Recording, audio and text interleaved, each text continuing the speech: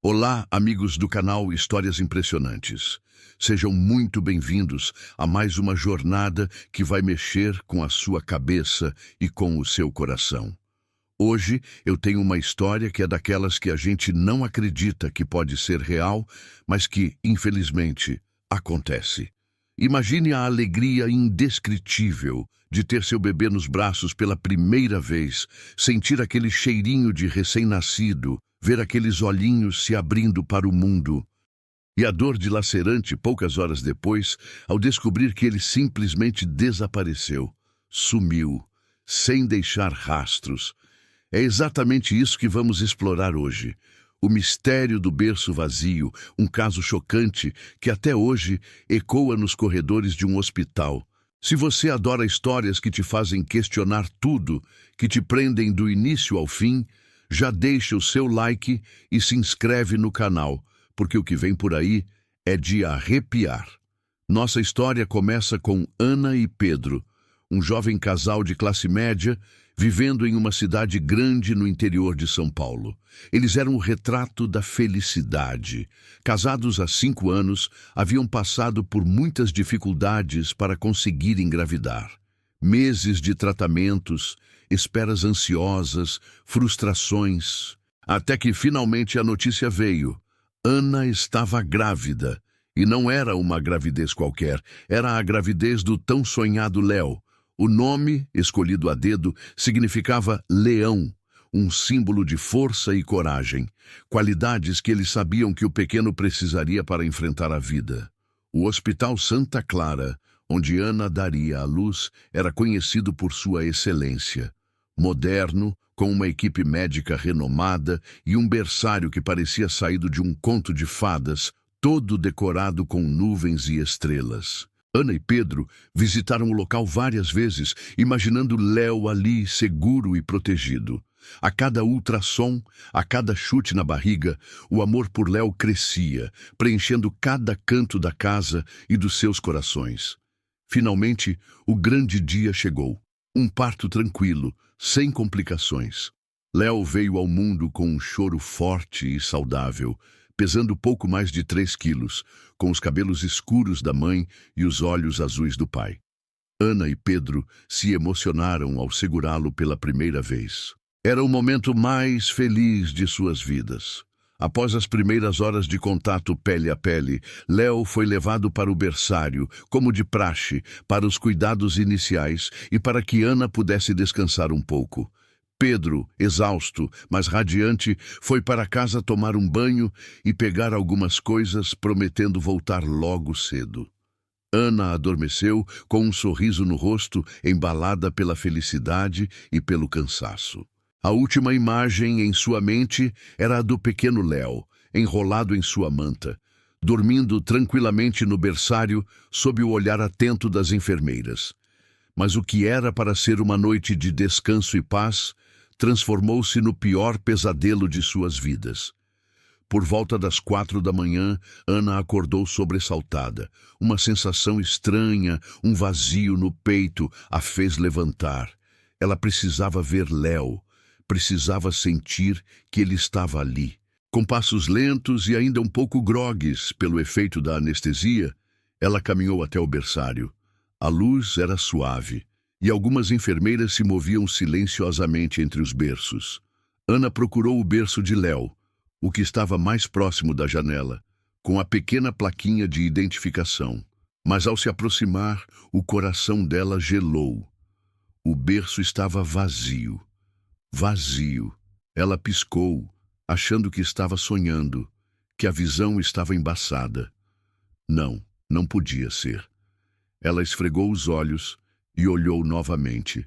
O berço de Léo estava realmente vazio. O pânico começou a subir pela garganta. Enfermeira, ela chamou, a voz falhando. Onde está meu bebê? Onde está o Léo? A enfermeira que estava de plantão, uma mulher jovem chamada Clara, se aproximou com um sorriso gentil. Bom dia, senhora Ana. Seu bebê está bem, deve estar com o pediatra para os exames de rotina.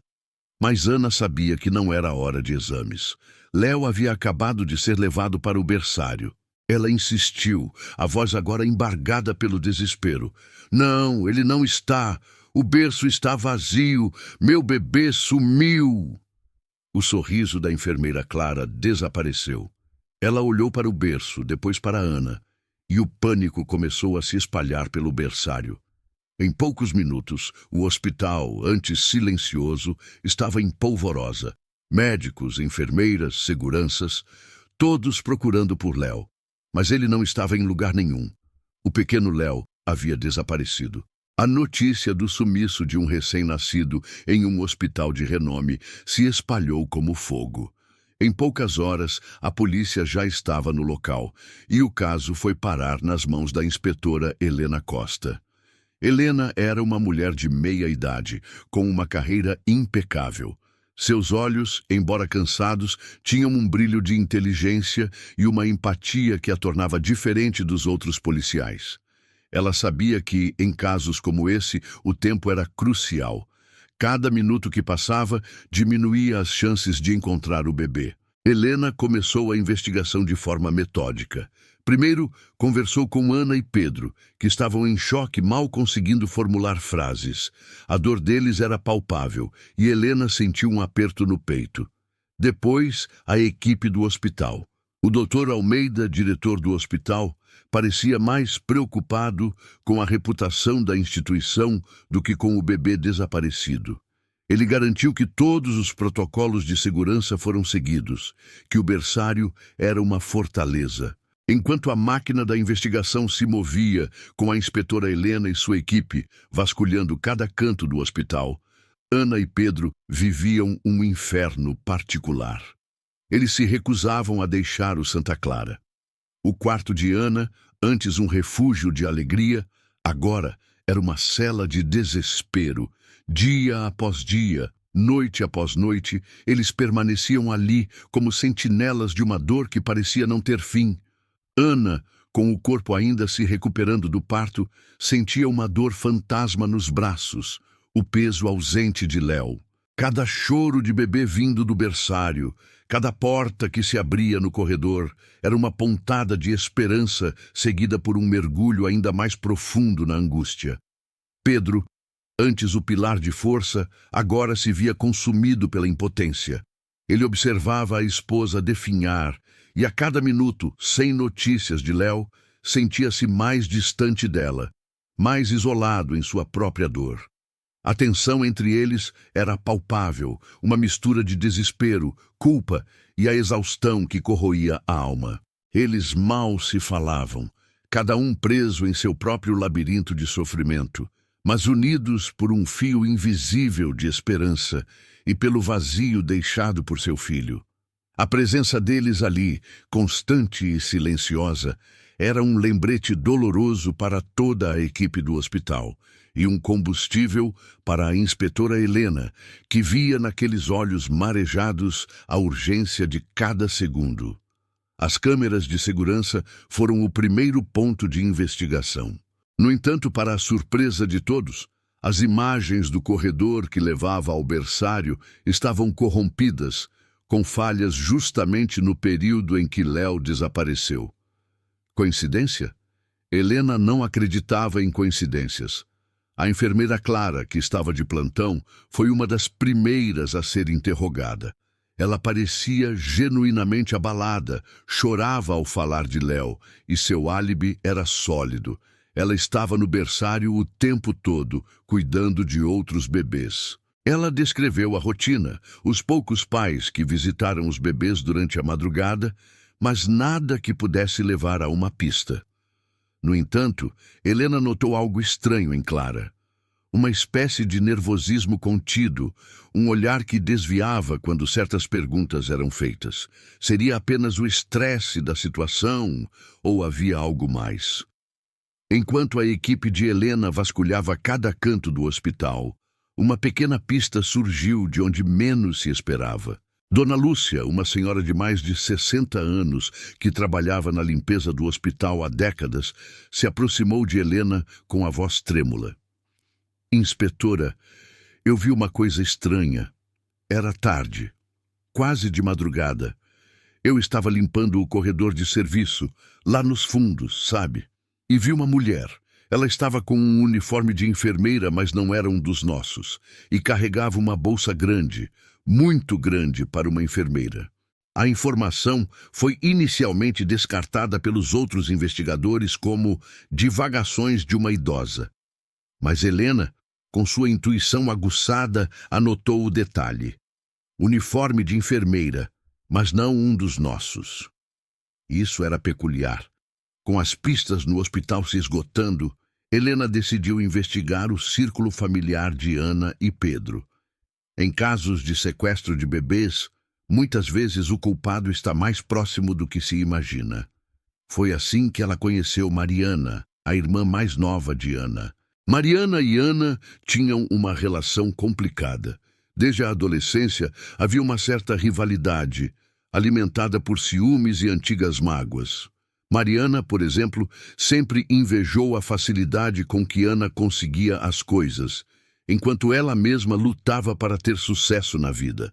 Recentemente, Mariana havia passado por um período difícil, com problemas financeiros e, o mais doloroso, a descoberta de que não poderia ter filhos. Helena descobriu que Mariana havia visitado Ana no hospital no dia do parto, poucas horas antes do sumiço de Léo.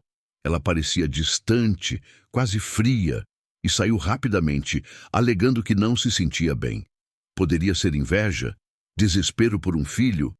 A inspetora Helena não descartava nenhuma possibilidade. Mariana se tornou uma forte suspeita, um dos primeiros ganchos que a investigação encontrou.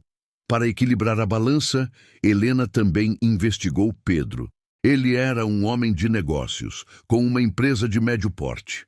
No passado, Pedro havia enfrentado algumas dificuldades financeiras, com dívidas e até uma falência que o deixou com um nome sujo por um tempo. Ele se reergueu, mas a pressão sempre esteve presente. Poderia haver alguma ligação entre o sumiço de Léo e algum inimigo do passado de Pedro? Algum acerto de contas? A tensão entre Ana e Pedro começou a aumentar. A dor, o estresse, as suspeitas da polícia. Tudo isso os estava consumindo.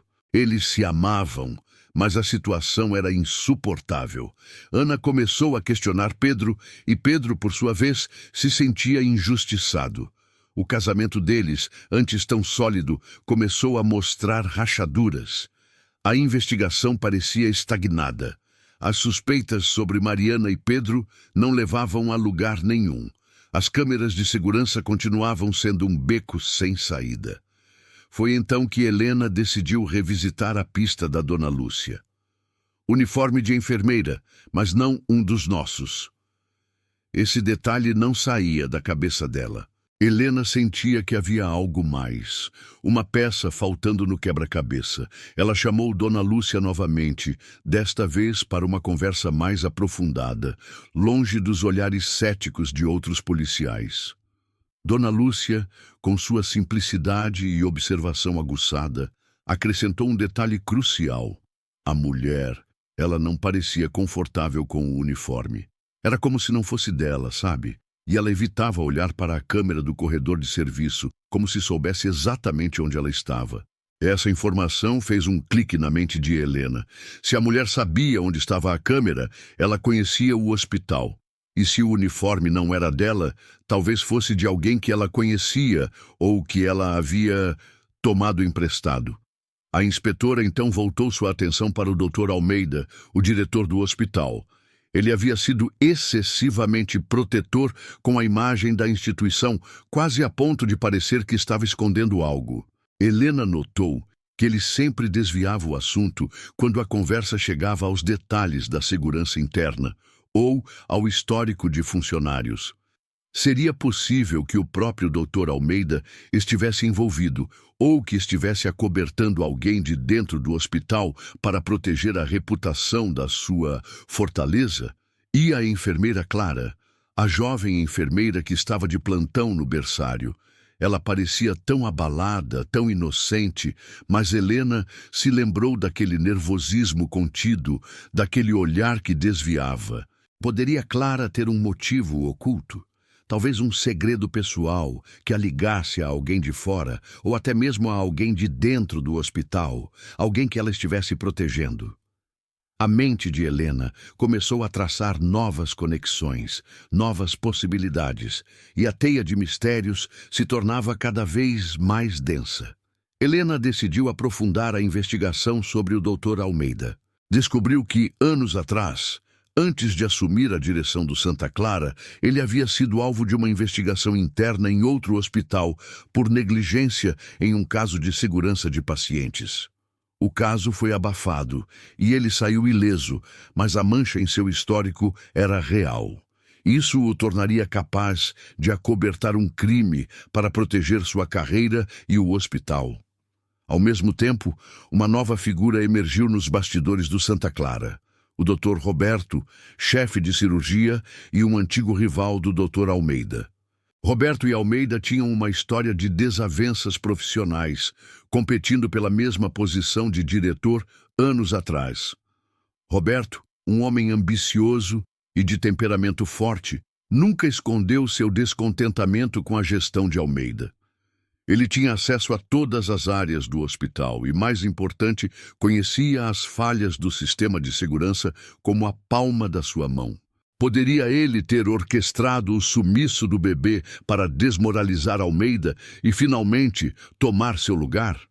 A enfermeira Clara, por sua vez, começou a agir de forma ainda mais estranha. Ela foi vista conversando em particular com o Dr. Roberto em diversas ocasiões, em cantos isolados do hospital, com olhares furtivos e sussurros. Seria ela uma peça no jogo de poder entre os dois médicos? Ou estaria sendo coagida? O mistério se aprofundava, e a cada nova camada, a verdade parecia mais distante. E aí, a curiosidade está a 1000 por hora? Eu sei que sim, essa história é daquelas que a gente não consegue parar de ouvir, não é? A cada nova pista, a cada nova suspeita, a gente se pergunta, quem está por trás de tudo isso?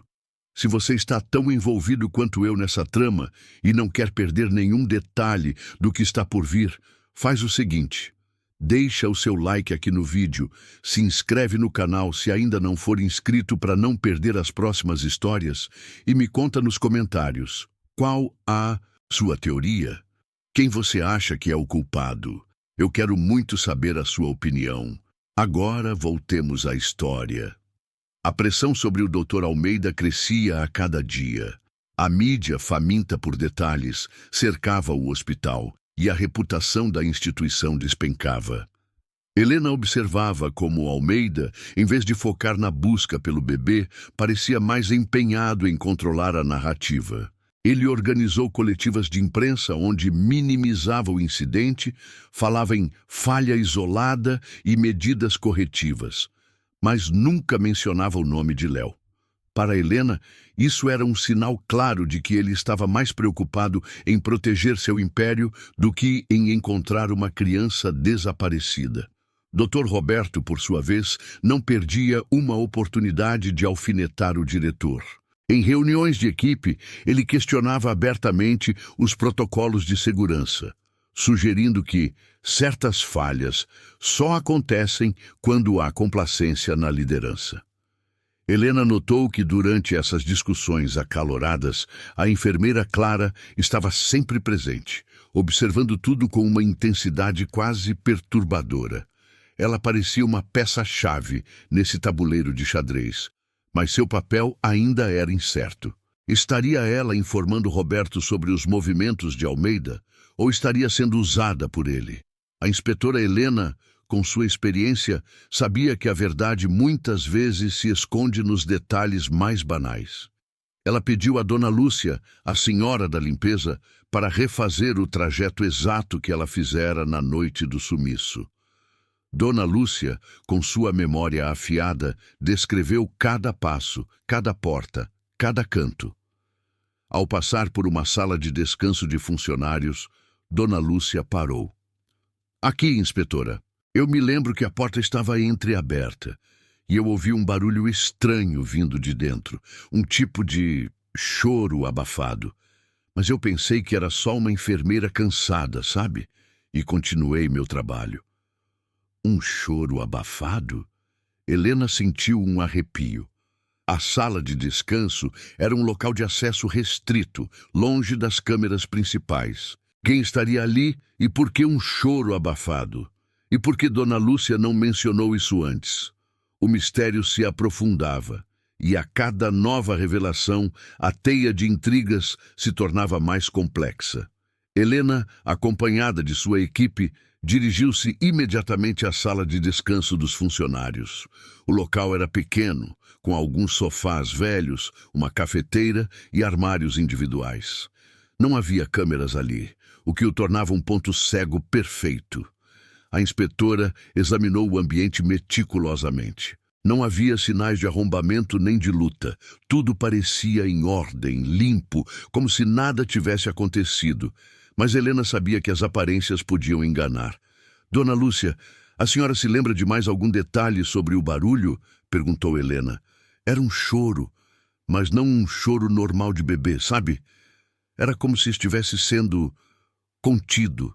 E eu ouvi uma voz, baixinha, sussurrando. Não consegui identificar quem era, mas parecia uma mulher. A menção de uma voz feminina fez o alerta de Helena soar. Ela imediatamente pensou em Clara, e em Mariana, e até mesmo na esposa de Pedro, Ana, embora fosse improvável que ela estivesse ali. Helena convocou Clara para um novo interrogatório. Ao ser questionada sobre a sala de descanso, a enfermeira empalideceu. Eu não estive lá, inspetora. Meu turno foi todo no berçário. Sua voz, antes trêmula, agora soava forçada, quase desesperada. Helena percebeu a mentira. O nervosismo de Clara era evidente. Temos testemunhas que a viram perto daquela área, enfermeira Clara, e ouvimos um choro abafado vindo de lá. Clara desabou em lágrimas. Eu não peguei o bebê, eu juro, eu só estava lá para pegar um café e ouvi o choro. Eu vi alguém saindo de lá, uma mulher. Ela estava com um casaco grande cobrindo algo. Eu não consegui ver o rosto dela direito, estava escuro. A versão de Clara era conveniente, mas não convincente. Por que ela não havia mencionado isso antes? E por que o casaco grande, se a mulher usava um uniforme? Helena sentiu que Clara estava escondendo algo, mas não o crime em si, e sim uma parte crucial da verdade. Enquanto isso, a tensão entre Dr. Almeida e Dr. Roberto atingia o ápice. Com a nova pista do choro abafado vazando para a equipe, Almeida acusou Roberto de sabotagem, alegando que ele estava plantando informações falsas para desestabilizá-lo. Roberto, por sua vez, revidou, insinuando que Almeida era o único que tinha motivos para esconder falhas de segurança e que o peixe morre pela boca. A rivalidade entre eles estava se tornando perigosa, e Helena sabia que no meio dessa briga de egos, a verdade sobre Léo poderia estar sendo obscurecida. Helena sabia que Clara estava mentindo, ou pelo menos omitindo.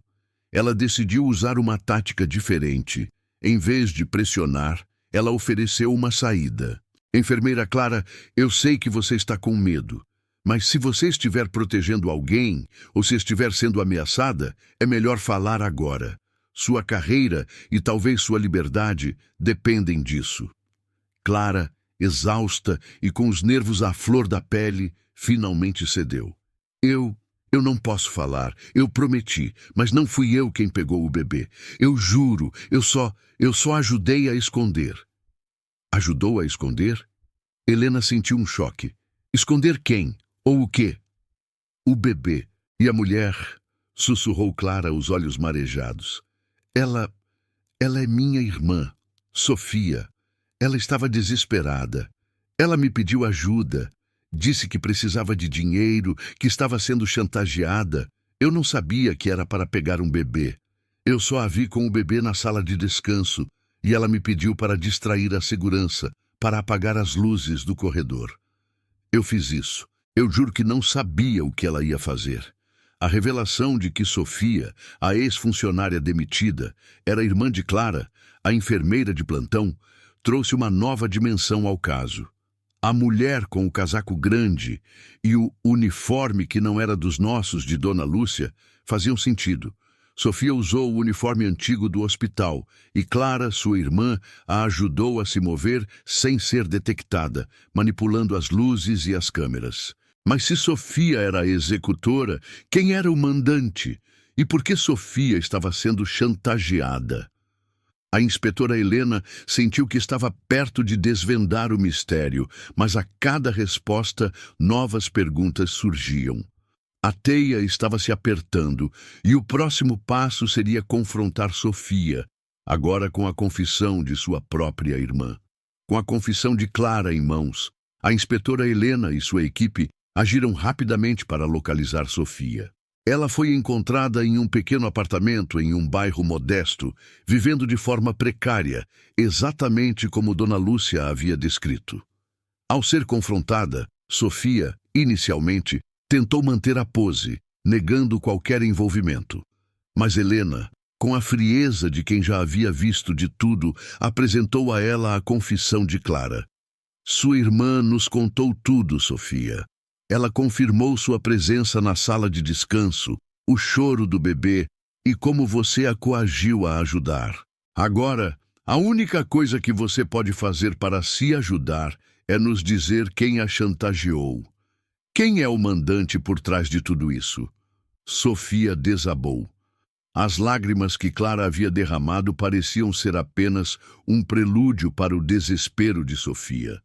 Ela confessou que, após ser demitida do hospital por desvio de verbas, sua vida se tornou um inferno. Endividada, sem emprego e com a reputação manchada, ela se viu em uma situação desesperadora. Foi então que recebeu uma proposta. Uma proposta que, a princípio, parecia a solução para todos os seus problemas. Ele me procurou, disse Sofia, a voz embargada. Disse que sabia do meu passado, das minhas dívidas, e que tinha um trabalho para mim, algo que me tiraria do buraco.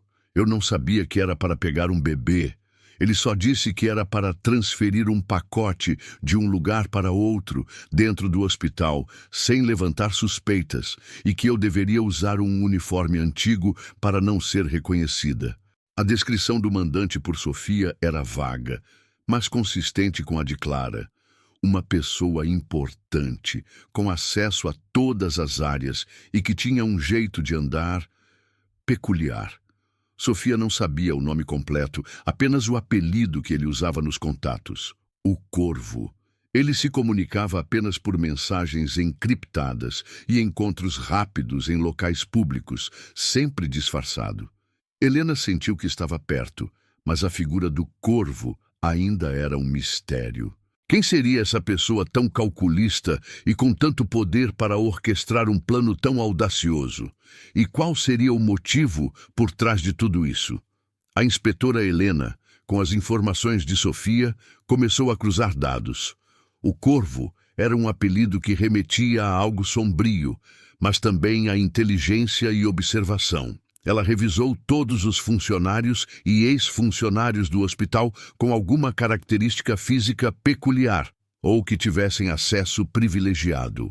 A lista era longa, mas um nome se destacava: Dr. Ricardo, um ex-médico do hospital, demitido há alguns anos por problemas de conduta e por um temperamento explosivo. Ele tinha um problema congênito na perna que o fazia mancar levemente. E o mais importante, ele tinha um histórico de inimizade com o Dr. Almeida e o Dr. Roberto.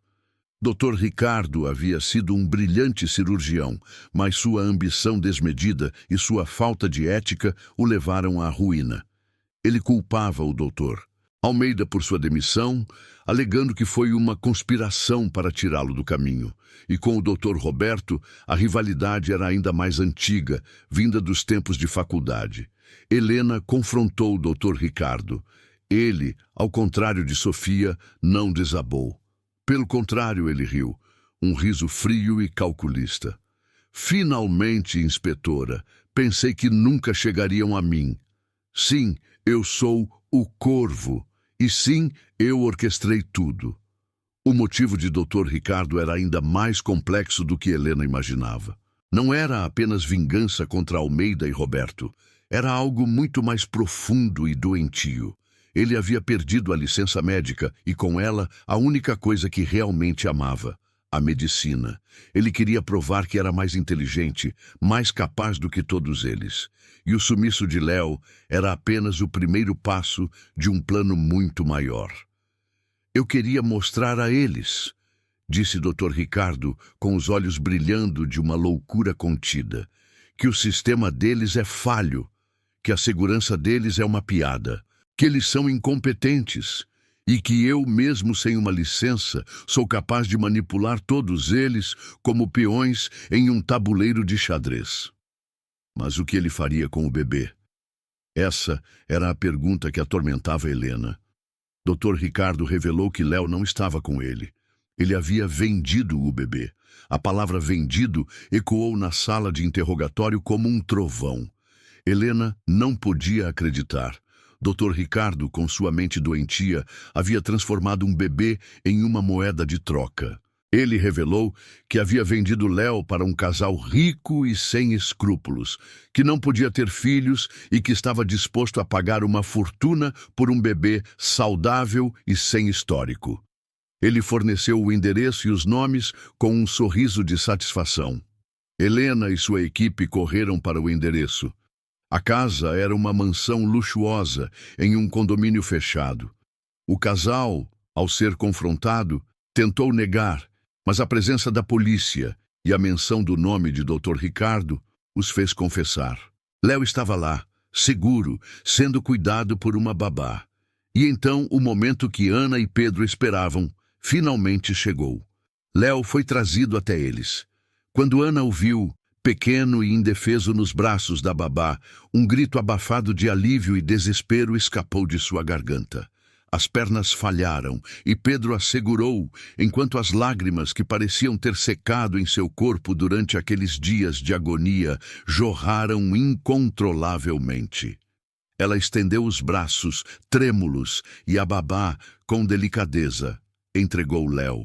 No instante em que o corpo quentinho de Léo tocou o dela, Ana sentiu o mundo voltar aos eixos. O cheirinho de bebê, que ela temia nunca mais sentir, preencheu seus pulmões.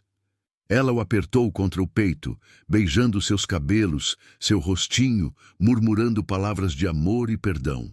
Pedro se juntou ao abraço, envolvendo mãe e filho em seus braços fortes, sentindo a plenitude que havia sido arrancada deles. Era como se um buraco em suas almas tivesse sido milagrosamente preenchido. E Léo? Ah, Léo? Em meio a toda aquela emoção, o pequeno abriu os olhos. Aqueles olhos azuis que Pedro tanto amava fixaram-se em Ana. E então, um sorriso puro e inocente que parecia iluminar todo o ambiente. Era um sorriso de reconhecimento, de conforto, como se o pequeno Léo soubesse de alguma forma tudo o que havia acontecido, toda a jornada de dor e incerteza, e que agora, finalmente, estava de volta ao seu lugar, seguro nos braços de sua mãe. Era um sorriso que dizia: estou em casa, estou seguro. A alegria era avassaladora, mas no fundo, uma repulsa amarga se misturava a ela. A repulsa de saber que seu filho, seu pequeno e indefeso Léo, havia sido objeto de um esquema tão cruel, de uma transação tão desumana. A inocência de Léo, contrastando com a sordidez do crime, tornava o reencontro ainda mais doce. Dr. Ricardo foi preso e o caso ganhou proporções nacionais. O Hospital Santa Clara enfrentou um escândalo sem precedentes e o Dr. Almeida e o Dr. Roberto, em meio à queda de suas carreiras, tiveram que lidar com as consequências de suas próprias ambições e rivalidades. A história de Léo, o bebê que foi roubado e vendido, se tornou um símbolo da fragilidade da vida e da complexidade da natureza humana. Ana e Pedro, com Léo de volta em seus braços, iniciaram um longo processo de cura, mas a cicatriz daquele dia jamais seria apagada. Eles aprenderam que, por trás das aparências, o mal pode se esconder nos lugares mais inesperados e que o amor verdadeiro é capaz de superar as maiores adversidades. E aí, pessoal do Histórias Impressionantes, essa história te prendeu do início ao fim? As reviravoltas te surpreenderam? Se você chegou até aqui, é porque essa narrativa mexeu com você. Não esqueça de deixar seu like, se inscrever no canal para não perder nenhuma de nossas narrativas impressionantes e me conta nos comentários qual foi a reviravolta que mais te chocou e o que você achou do Corvo. Sua opinião é muito importante para a gente.